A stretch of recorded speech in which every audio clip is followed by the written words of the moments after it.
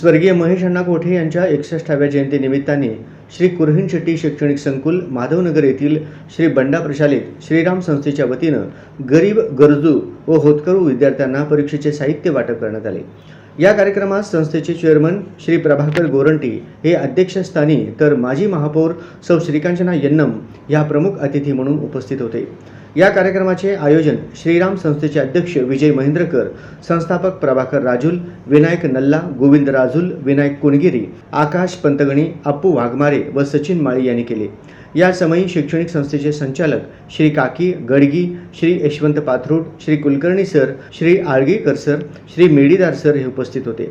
कार्यक्रम यशस्वी करण्यासाठी Shri Badure sir, Shri Birajdar sir, Dhulam madam, Kamurti madam तसेच प्रशालेतील अन्य शिक्षक शिक्षिका यांचे बहुमोल सहकार्य लाभले।